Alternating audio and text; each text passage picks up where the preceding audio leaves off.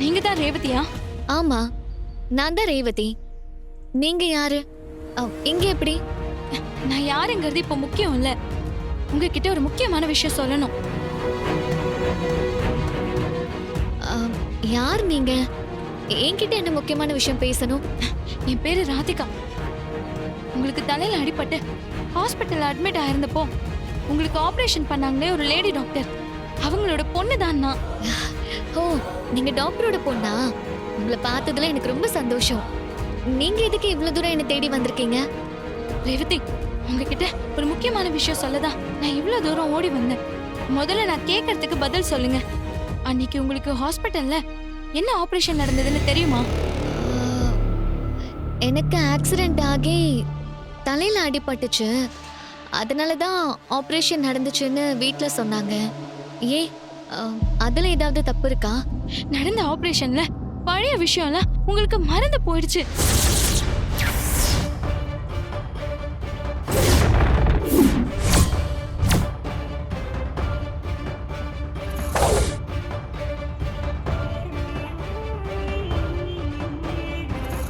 என்ன சொல்றீங்க ராதிகா?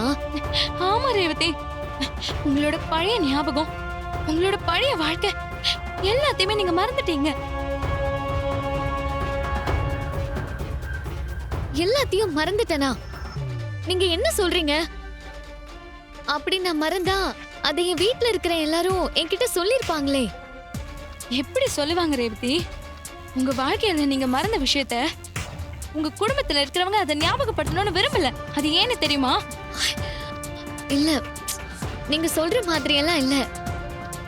அப்படியே இருந்தாலும் என் குடும்பம் என்கிட்ட இருந்து எதுக்காக மறைக்கணும்? அவங்கெல்லாம் எதுவும் மறைக்கல. ஐயோ, உங்க குடும்பத்து மேல உங்களுக்கு இருக்கிற நம்பிக்கை எல்லாம் சரிதான். ஆனா இதுக்கெல்லாம் பின்னாடி இருக்கிறது உங்க சித்தி தான். பழைய ஞாபகம் வந்தா உங்க உயிருக்கே ஆபத்துன்னு எங்க அம்மாவை வச்சு உங்க குடும்பத்துக்கிட்ட போய் சொல்ல வச்சதே உங்க சித்தி தான்.